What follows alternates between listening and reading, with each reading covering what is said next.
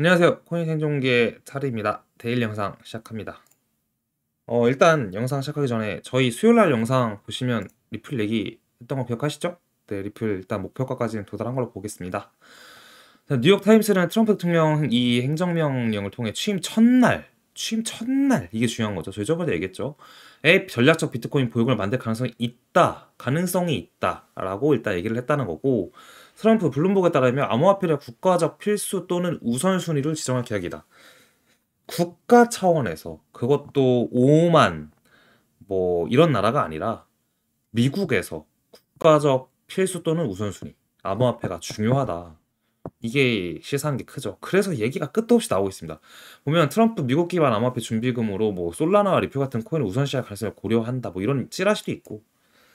근데 이거는 이제 사람들이 추론한 건데, 뭐라고 해야 될까요? 약간 업비트의 한국 코인 하면은 뭐 보라, 뭐 메타디움 막 이렇게 사람들이 막 이렇게 떠들어서 정한 것처럼, 트럼프 코인의 와치리스트를 그냥 사람들이 막 이렇게 지원해서 나온 겁니다. 읽어드릴게요. 솔라나, 아발란체, 체인링크, 수이, 헤데라, 그리고 앱토스, 렌더, GRT, 온도, 이게 아키타 이렇게 될 텐데, 제가 여기서 동의하는 거는 솔라나, 링크, 수이, 헤데라, 그러니까 동의라는 게 완전히 트럼프가 민다 이렇게 얘기하는 게 아니라, 실제로 이 얘기들 때문에 가격적인 퍼포먼스를 보여줄 만한 것을 얘기하는 거예요. 이거에다가 온도까지만 포함하겠습니다. 여기서 앱토스랑 렌더랑 아키타는 전 뺄게요. GRT도 빼고. 이거는 가격적으로 퍼포먼스를 보여주지 못했고, 앱토스의 경우에는 앱토스랑 수이랑 사실 둘이 경쟁이었어요. 그러니까 얘네가 뭐냐면, 구 페이스북, 현 메타 회사에서 블록체인을 개발하려고 하고 암호화폐를 만들려고 했는데, 현 정부, 이제 그 미국의 바이든 정부에서 굉장히 암호화폐를 좀 안 좋게 봐서 청문회를 몇 번 열고, 마크 저커버그 지금의 메타 대표가 이거 안 하겠다, 안 할게요 이렇게 해가지고, 기존에 그 개발하던 애들이 그 무브라는 언어를 썼어요. 그러니까 뭐 뭐라고 해야 될까? iOS의 언어가 있고, 뭐 갤럭시 언어가 있고, 그러니까 안드로이드 언어가 있고, 컴퓨터 C 언어, 뭐 자바스크립트 이런 거 있잖아요. 무브라는 언어를 만들어서 앱토스랑 수이가 똑같이 그 메타 안드로이드 애들이 갈라진 거예요, 두 개로. 근데 앱토스가 먼저 상장해서 엄청 인기를 끌었는데, 사실상 인기만 끌었고 제대로 서비스를 뭐 막 이렇게 진짜 뒤에서 뭔가 돌아가는 디앱이 있고, 이제 이런 거는 수위였다, 그러니까 수위다라는 얘기를 실제로 많이 했어요. 사람들이 많이 했는데, 시간이 지나고 보니 수위가 정말 많이 올랐고, 앱토스는 뭐 처음에 반짝하고 말았죠. 앱토스 거의 망했고, 그래서 수위 쪽으로 많이 옮겨왔다라고 이제 얘기가 되고 있습니다, 최근에는. 그래서 앱토스는 제외한다, 이렇게 말씀드리고 싶어요. 그리고 새벽 중에 있었던 얘기가 재밌는 게 또 있어요.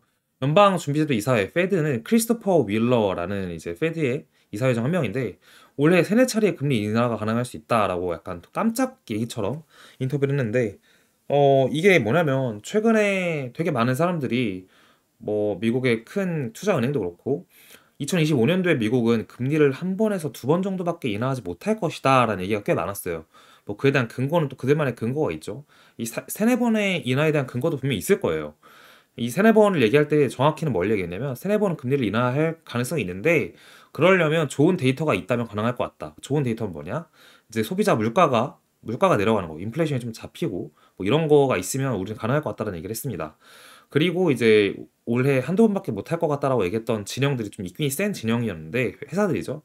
근데 그 회사들이 얘기한 거는, 미국 국채가 어떻고 재무부 돈 상황이 어떻고 긴축 상황이 지금 이래가지고 금리를 더 내릴 수는 없는 상황이, 뭐 이런 얘기를 했었어요. 근데 그것도 이제 이게 솔직히 우리는 정책 입안자가 아니기 때문에, 시청자분들이나 저도 그렇고 정확히 이게 어떻게 돌아가는지를 몰라요. 대략적으로 알고 있는 거고.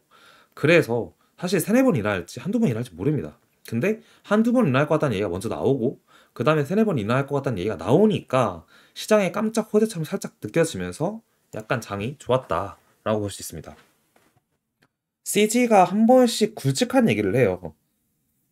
근데 그 굵직한 것 중 하나가, 비트코인에 좋은 것은 알트코인이 좋다 이렇게 얘기했는데, 아마 트럼프 쪽 얘기를 겨냥해서 하는 게 아닐까 싶습니다.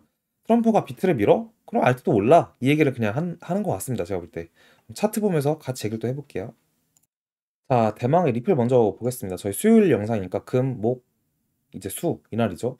이날 오전 영상에서 이제 찍었는데, 리플이 수렴을 했고, 그때도 얘기했죠. 멤버십에는 먼저 수렴 이탈하자마자 이날 얘기를 했었다. 그래서 이때 저희가 제시한 목표가가 3.4에서 3.6달러였습니다. 사실 3.3에서 3.6인데 3.4라고 제가 적긴 했는데 고점이 약간 어쨌든 일단 어제 고점 딱 보면 3.4달러입니다. 도달했다라고 보는 게 맞는 것 같아요. 그래서 이 구간에서 이제 우리는 수익을 볼 수 있었겠죠. 대략적으로 이렇게 잡고 보더라도 37%의 수익을 낼 수 있는 구간이었다. 최고점에서 정리를 다 했다는 가정하에. 그래서 리플은 일단 이렇고, 뭐 더 안 오르나요? 라는 질문을 받으면 일단 더 오를 수도 있는데 리스크를 여기서는 굳이 많이 가져가지 않는 게 좋아 보인다 라는 생각이 들고요. 비트 같은 경우에는 이렇게 보면 제가 저번에 얘기했던 이러한 수렴 중인데 현재 상단 저항에 살짝 막혀 있다라고 볼 수도 있고 어제 살짝 뚫고 내려왔다라고도 볼 수 있습니다. 그래서 어 이렇게 생각하면 될 것 같아요. 오늘 양봉으로 어제의 고점, 이제 어제가 10만 866달러, 그러니까 10만 1000달러를 뚫으면 다시 우리는 10만 2800. 근데 저번에 얘기했죠. 이번에 이 수렴을 뚫는 순간 10만 2800은 쉽게 넘어갈 가능성이 꽤 높습니다. 그래서 오늘 넘어가면 아마 여길 넘어가나 마나 하는 이러한 구간에서 캔들이 마감을 할 가능성이 있고요. 이게 아래로 내려가면 이제 오늘 지나면 주말이잖아요, 또. 주말에는 사실 큰 움직임이 보통은 없어요. 그래서 드리는 말씀이에요.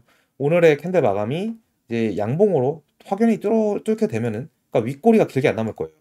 뚫을 거면 뚫을 거고 말 거면 말 건데, 뚫으면 이제 요 구간에서 종가 마감을 하고 주말에 횡보하고, 아시다시피 트럼프 대통령 취임 날이 이제 다음 주 월요일이기 때문에 그때와 맞춰서 쭉 올라갈 가능성이 충분히 있다라는 게 상승 시나리오고, 뭐 아니면 시간이 좀 더 필요하다. 그럼 지금 이평선들이 싹 다 모여 있죠. 여기 이동 평균선들. 이평선 구간 어딘가 97,000 뭐 9만 얼마 어제도 사실 내렸다 올랐는데 요 구간까지 살짝 주말까지 밀렸다가 월요일 날 쭉 올라갈 가능성이 있습니다. 결과적으로는 하방 베팅보다는 상방 베팅이 좀 유리한 것 같다라는 말씀을 드리고 싶고 트럼프가 이제 11월 6일 날 대선을 했었는데 이날 차트 보실까요? 이게 신고점을 간 차트입니다. 하루 만에 8%, 9%가 거의 오르면서 시작부터 고점까지면 거의 10%인데 이날 캔들 전에 이러한 캔들이 있었죠. 이렇게 거의 대선 어찌고 저찌고 대선이 뭔데 그래서 떨어질 것 같은데 이랬다가 대선 때 바로 다 되돌린 이러한 움직임이 있습니다. 근데 이번에도 사실 캔들 차트 캔들이 다 똑같을 수는 없어요. 완벽히 똑같을 수는 없지만 느낌적으로 이러한 느낌이 여기서 비슷하게 느껴졌다는 거죠. 대선이고 나발이고 그냥 떨어질 것 같은데라는 느낌을 팍 주고 9만을 깨고 깨자마자 반등을 하면서 지금 이 자리까지 왔다.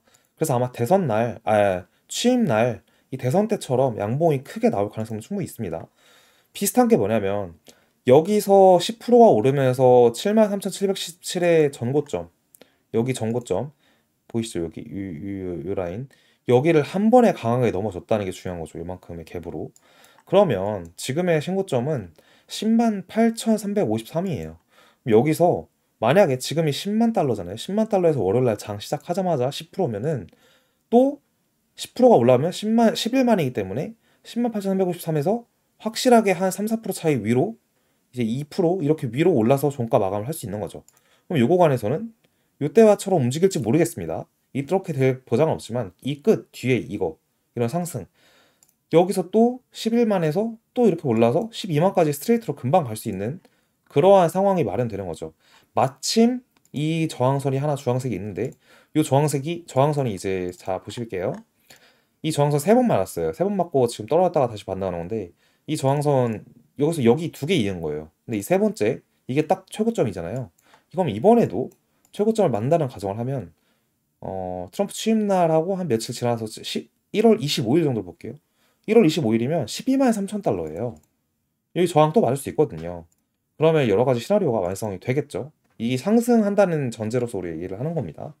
보장을 하고 있는 게 아니라 그런 말씀 드리는 거고 도미노스 같은 경우에 저번에 얘기한 것처럼 이 구간에서 조정 주면서 이제 알트장으로 우리는 가고 있는 것 같다. 그렇게 말씀드릴 수 있을 것 같고 이더 같은 경우에는 역시나 좀 힘이 좀 없어서 오르려면 시간이 좀 걸릴 것 같습니다.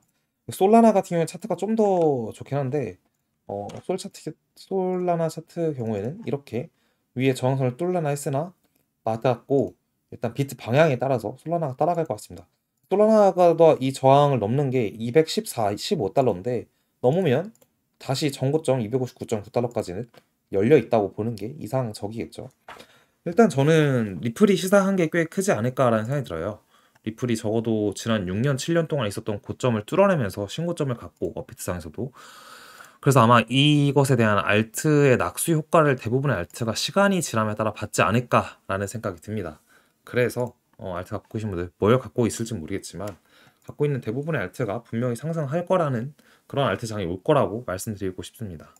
그래서 그 말씀 전하면서 우리 또 취임날 같이 시장 보면서 얘기하도록 하게요. 네, 여기까지 하겠습니다.